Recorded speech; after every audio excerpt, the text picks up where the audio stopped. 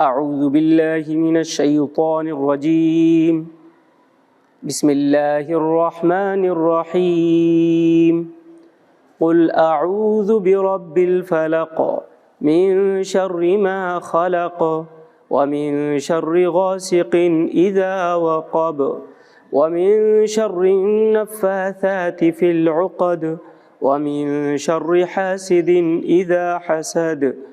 صدق اللہ العظیم۔ محترم ناظرین و سامعین، یہ سورہ فلق ہے۔ سورت کا ترجمہ اس طرح سے ہے، اللہ رب العزت نے ارشاد فرمایا، کہو میں پناہ مانگتا ہوں صبح کے رب کی ہر اس چیز کے شر سے جو اس نے پیدا کی ہے، اور رات کی تاریکی کے شر سے جب کہ وہ چھا جائے، اور گرہوں میں پھونکنے والوں یا والیوں کے شر سے، اور حاسد کے شر سے جب کہ وہ حسد کرے۔ محترم ناظرین، یہ سورہ فلق ہے، اور اس کے بعد جو سورت ہے وہ سورۃ الناس ہے۔ ان دو سورتوں کو معوذتین بھی کہا جاتا ہے۔ آج انشاءاللہ سورہ فلق کے ضمن میں پناہ چاہنے کے مفہوم کو اختصار کے ساتھ بیان کرنے کی کوشش کروں گا۔ جیسا کہ ہم نے سورہ اخلاص میں یہ بات سمجھی ہے کہ توحید یعنی اللہ تعالیٰ کو اپنا سب کچھ سمجھنا، تو توحید کا بنیادی اور لازمی تقاضا یہ ہے کہ اللہ کی پناہ چاہی جائے، اس کی حفاظت اور امن میں پایا جائے۔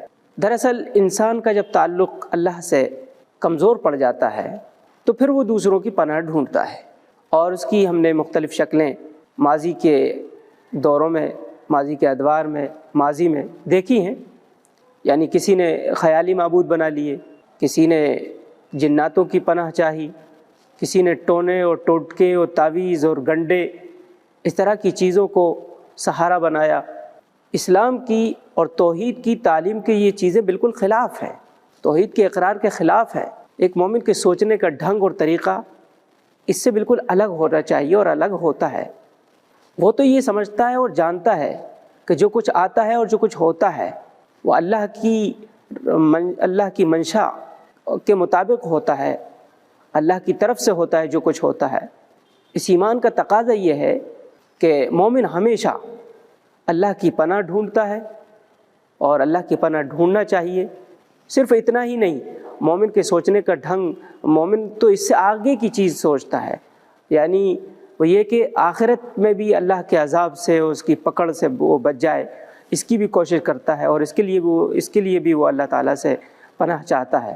اللہ تعالیٰ کے عذاب اور اس کی پکڑ سے آخرت میں انسان بچ جائے، تو یہ اسی وقت ممکن ہے کہ جب کچھ یعنی اللہ کی طرف رجوع کیا جائے، اس لیے کہ اللہ کی ذات ہی وہ ذات ہے، اللہ ہی ہے وہ کہ آخرت میں اور دنیا میں جو ہے اس کی پناہ چاہی جا سکتی ہے۔ تو اللہ تعالیٰ ہم سب کو اپنے حفظ و امان میں رکھے اور اپنی پناہ میں رکھے۔ آمین وآخر دعوانا الحمدللہ رب العالمین، والسلام علیکم ورحمۃ اللہ وبرکاتہ۔